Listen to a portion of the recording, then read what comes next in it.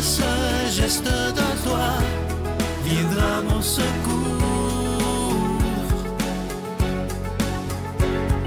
Viens semer dans mon âme le grain de l'amour. Je traverse un désert et je meurs de soif. Montre-moi le mystère qui garde la foi. Bonjour, bienvenue à votre émission La Victoire de l'amour. J'espère que vous allez bien cette belle journée du mois de juin. Aujourd'hui, je veux prendre le temps de répondre à une question qui me revient encore tellement souvent que ce genre... Par contre, je comprends qu'elle me revienne souvent. Il y a un monsieur qui m'a écrit sur Facebook il n'y a pas longtemps en privé et qui me disait « Sylvain, puis c'était assez autoritaire mais respectueux, comment tu fais pour rester dans cette église-là, l'Église catholique, alors qu'il y a tellement de scandales sur toute la planète? » On connaît les scandales, je n'ai pas besoin de les nommer. Et savez-vous ce que... Je n'ai pas répondu tout de suite. Et j'ai répondu au monsieur, mais je vais répondre au monsieur aussi devant vous. Ce que je veux vous dire, c'est que des scandales, là, il y en a eu, il y en a, et je vais vous dire quelque chose, puis je ne suis pas voyant, il va en avoir encore. Ça, c'est sûr, parce que c'est des humains. Évidemment, j'approuve rien là-dedans. Mais moi, je veux vous redire une chose. Restons, si on ne veut pas perdre la foi, là, restons les yeux fixés sur Jésus lui-même, sur Dieu lui-même. Eux ne peuvent pas nous décevoir. Oublions jamais ça. Jamais. Mais j'aimerais aussi que quand on parle, quand on ose parler des scandales de l'Église, et il faut en parler, les dénoncer, mais j'aimerais aussi qu'on prenne le temps de parler des belles choses de l'Église depuis 2000 ans. Et ça, on est porté à l'oublier, comme si l'Église avait fait juste du mal. Attends une minute, là. Wow! L'Église, moi, je connais des gens autour de moi, des prêtres, des religieux, des religieuses, qui sont des saints, qui ont donné leur vie pour que Jésus soit connu, pour que les gens soient plus heureux, que les gens découvrent la beauté de l'Évangile, mais ces gens-là, on n'en entend pas parler. Parce que ils sont dans le silence. Et pourtant, j'en connais depuis 28 ans que je suis à la Victoire de l'amour. J'ai rencontré des êtres exceptionnels qui jamais auraient touché un enfant ou quoi que ce soit. Jamais. Et ça, on l'oublie. Alors oui, il faut dénoncer, évidemment. Ça, c'est clair, net et précis. Mais il ne faut pas oublier tout le bien que l'Église a fait depuis 2000 ans. Regardez, les écoles de l'époque, c'est l'Église. Les hôpitaux de l'époque, c'est l'Église. Tout n'était pas parfait, mais c'est quand même... Imaginez si on enlevait les chrétiens depuis 2000 ans sur cette planète, je ne sais pas où on serait. Parce qu'avec ce que Jésus nous a enseigné, la compassion, le pardon, de s'occuper des plus démunis, ça vient de lui, ça. C'est les valeurs mêmes de Jésus. Alors, on n'oublie pas ça. Oui, et je vous le dis, il va y en avoir d'autres scandales dans l'Église, c'est bien évident. Mais ça va nous toucher moins si on décide de dire, ben oui, c'est comme ça, mais il faut rester les yeux fixés sur Jésus. Et quand vous verrez un scandale dans l'Église, prenez le temps de vous intérioriser, priez pour les victimes, bien entendu, et prenez le temps dans la journée de dire, OK, il y a eu ça, mais je vais essayer de découvrir un prêtre ou une religieuse sur Internet, peu importe, ou dans votre entourage, qui fait un bien énorme, mais personne n'en parle. N'oubliez jamais ça. Autour de vous, il y a des prêtres, des hommes et des femmes de Dieu qui ont donné leur vie, qui ont vécu des choses parfois atroces, de souffrance pour aider les autres, un peu partout dans le monde comme missionnaires, mais ce sont des gens qui, pour moi, sont des saints et des saintes, mais on n'en parle jamais. Et je vous demande aujourd'hui de prier pour ces hommes et ces femmes qui ont tout donné et qui, malheureusement, on ne parle jamais d'eux et on ne les reconnaît jamais, malheureusement. Notre Père qui es aux cieux, que ton nom soit sanctifié, que ton règne vienne, que ta volonté soit faite sur la terre comme au ciel. Donne-nous aujourd'hui notre pain de ce jour. Pardonne-nous nos offenses, comme nous pardonnons aussi à ceux qui nous ont offensés. Et ne nous laisse pas entrer en tentation, mais délivre-nous du mal, car c'est à toi qu'appartiennent le règne, la puissance et la gloire pour les siècles des siècles. Amen. La Victoire de l'amour vous invite à sa retraite spirituelle les 6, 7 et 8 octobre 2023 sous le thème « La justice de Dieu, c'est la miséricorde », en compagnie du Père Michel Marie, William Beaudoin, Sylvain et l'animation musicale avec Miguel, Jessica Poulain, Lilia Jobin et Alain Martineau. Spectacle musical du Père Michel Marie le samedi soir. à l'hôtel et suite Le Dauphin de Drummondville. Réservé au 514-523-4433 ou sans frais au 1-888-811-92-91. Je suis tellement content de vous parler de ce magnifique cadeau du mois. Il s'agit d'une belle exclusivité de la Victoire de l'amour, un tout nouveau livre de Christine Michaud qui s'intitule « Que ferait l'amour, le miracle ». Vous voyez la couverture. Et c'est un livre qui est absolument magnifique. C'est un cadeau qu'on se fait à soi-même en prenant le temps de lire ce livre-là. Vous connaissez Christine, à quel point elle est d'une grande profondeur. Vous allez voir, c'est un livre qui est écrit en gros caractères et il se donne aussi bien en cadeau à soi-même, mais aussi à quelqu'un d'autre. Donc, si vous en voulez un, c'est avec un don de 25 $. Si vous en voulez deux, c'est avec un don de 40 $. Je vous donne l'adresse en vous disant merci d'avance de votre grande générosité. La Victoire de l'amour, case postale 120, succursale Boucherville à Boucherville, le J4B 5E6, je vous la redonne. La Victoire de l'amour, case postale 120, succursale Boucherville à Boucherville, le J4B 5E6. Également par téléphone, par carte de crédit du lundi au vendredi de 8h30 à 16h30 dans le 514-523-4433, 523-4433 ou sans frais le 1-888-811-9291, 1-888-811-9291 et aussi sur notre site Internet. Vous savez que c'est une façon très rapide, sécuritaire et efficace de faire votre don, le www.lavictoiredelamour.org. Alors, je vous rappelle le titre du livre, « Que ferait l'amour » C'est une très belle question qu'on peut se poser dans toutes les situations de notre vie. Et je veux prendre le temps aujourd'hui de vous remercier de tout mon cœur à tous ceux qui régulièrement prenez le temps de faire un don pour la priorité des priorités qui est la parole de Dieu. Et ça fait maintenant plus de 28 ans qu'on est ensemble et j'espère de pouvoir passer encore des dizaines d'années à pouvoir proclamer la priorité des priorités.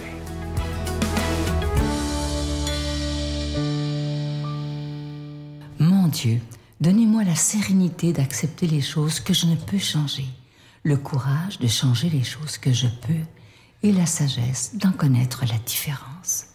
Amen. Aujourd'hui, la parole de Dieu est proclamée par quelqu'un qu'on apprécie beaucoup, le Père Gauthier.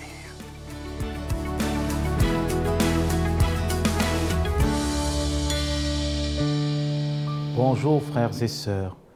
L'évangile qui nous est proposé aujourd'hui, c'est l'évangile selon saint Matthieu, au chapitre 5, versets 1 à 12. Voyant les foules, Jésus gravit la montagne. Il s'assit et ses disciples s'approchèrent de lui. Alors, ouvrant la bouche, il les enseignait. Il disait, « Heureux les pauvres de cœur, car le royaume des cieux est à eux. Heureux ceux qui pleurent, car ils seront consolés. Heureux les doux, car ils recevront la terre en héritage. Heureux ceux qui ont faim et soif de la justice, car ils seront rassasiés. Heureux les miséricordieux, car ils obtiendront miséricorde. Heureux les cœurs purs, car ils verront Dieu. Heureux les artisans de paix, car ils seront appelés fils de Dieu. Heureux ceux qui sont persécutés pour la justice, car le royaume des cieux est à eux. Heureux êtes-vous si l'on vous insulte, si l'on vous persécute et si l'on dit faussement toutes sortes de mal contre vous à cause de moi. Réjouissez-vous, soyez dans l'allégresse, car votre récompense est grande dans les cieux. C'est ainsi qu'on a persécuté les prophètes qui vous ont précédés. Frères et sœurs, c'est toujours magnifique de se replonger dans ces premiers chapitres de l'évangile de saint Matthieu. Ça, c'est un peu la maquette de la vie chrétienne. Jésus nous donne un peu le cœur même du chrétien. Et parfois, on peut se tromper sur la manière d'interpréter. Vous voyez les premiers mots des béatitudes, « Heureux les pauvres de cœur ». Ici, ce n'est pas la pauvreté, ce n'est pas la misère humaine, mais la pauvreté de cœur, c'est l'homme et la femme qui, de manière simple, accueillent Dieu dans leur vie, qui, de manière simple aussi, accueillent leurs frères et leurs sœurs. Vous savez, le pauvre, c'est celui qui accueille tout ce qu'on lui donne. Donc, la pauvreté de cœur, c'est d'avoir ce cœur qui ne juge pas, qui ne condamne pas, mais aussi ce cœur qui se laisse entendrer par le monde. Et Jésus un peu nous donne ce que lui-même il va vivre. Il va consoler. Il va être un artisan de paix. Il va être celui-là qu'on va insulter, celui-là qu'on va persécuter. En fait, dans le chapitre 5, c'est comme si Jésus nous donnait un peu la maquette de la vie chrétienne. Mais concrètement, comment vivre les béatitudes, frères et sœurs? Les béatitudes, c'est une invitation à entrer dès ici-bas dans la vie des hommes et des femmes bienheureux et bienheureuses. Et vivre les béatitudes, c'est accepter faire un chemin avec Jésus-Christ dans le quotidien, être des artisans de paix, frères et sœurs. dans ce monde, comme vous le constatez, où la guerre va dans tous les sens, dans ce monde si tendu, dans ce monde si difficile. Comment être un artisan de paix déjà dans ma famille, dans mon lieu de service? Ça nous replonge un peu. Permettez-moi de faire ce long voyage en retour dans la nuit du 24. Les titres qu'on donnait à l'enfant Jésus qui devait naître, c'est Prince de la paix. Et donc Jésus ici nous invite, pour être artisan de paix, il faut l'accueillir dans notre vie, car c'est lui la vraie paix. Et il nous le dit à chaque Eucharistie, frères et sœurs. Je vous laisse ma paix, pas comme le monde vous la donne, mais je le donne d'une autre manière. Et la paix du Christ, c'est d'apprendre, frères et sœurs, à se désarmer, à ne plus regarder l'autre d'abord comme un ennemi, mais comme un frère, à ne plus regarder l'autre comme un adversaire, mais comme celui-là que le Père a envoyé. Et ça, ce n'est pas facile. Ce n'est pas facile parce que pouvoir vivre comme ça dans notre monde, on nous prendra pour des hommes et des femmes lâches, on nous prendra pour des hommes et des femmes qui n'ont aucune valeur. Et c'est pourquoi Jésus nous donne aussi la béatitude des doux. Un homme et une femme qui est doux ou douce, ce n'est pas quelqu'un qui est mièvre, ou encore quelqu'un qui est paresseux, ou encore quelqu'un qui se laisse marcher dessus. Non, la douceur, en fait, c'est une force incroyable. Quand on est doux, on est fort. Ça veut dire qu'au lieu de répondre par l'adversité, par la brutalité, on répond par une surabondance d'amour. Alors, frères et sœurs, dans ces béatitudes, le Seigneur nous invite à faire ce chemin avec lui, ce chemin qu'il lui-même va vivre dans cet évangile. Voyez le chapitre 5, le chapitre 6 et le chapitre 7 de l'évangile selon saint Matthieu, ce que le Seigneur nous présente, comment doit être le cœur du chrétien. Alors que chaque béatitude aujourd'hui, frères et sœurs, nourrisse notre vie. Peut-être pour vous, c'est la béatitude des pauvres qui va vous parler. Pour d'autres encore, c'est la béatitude des artisans de paix. Pour d'autres encore, ce sont les miséricordieux. Alors aujourd'hui, demandons cette grâce au Seigneur Jésus-Christ, qu'il nous aide à vivre ces béatitudes. Et si nous ne les vivons pas, qu'il vienne nous aider à y entrer de manière progressive. Qu'avec lui, nous puissions entrer dans cette vision, dans cette grande vision qu'est la vie chrétienne.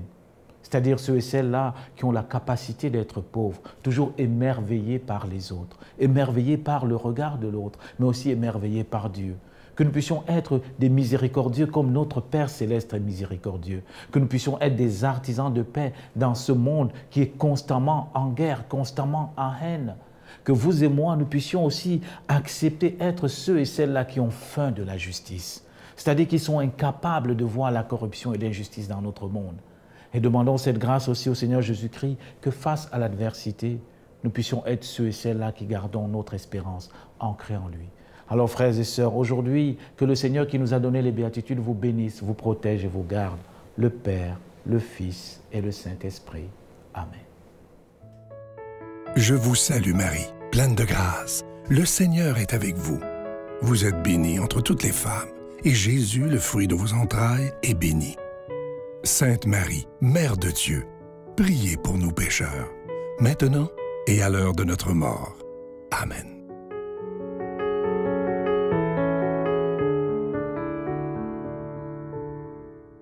Je suis tellement content de vous parler de la prochaine retraite qui aura lieu en octobre prochain. C'est les 6, 7, 8 octobre 2023, évidemment, toujours à Drummondville.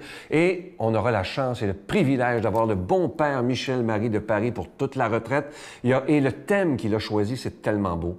La justice de Dieu, c'est la miséricorde. Ah, que ça va être beau, je vous le dis, il me dit que ça va être une retraite extraordinaire et j'en doute pas avec lui, évidemment.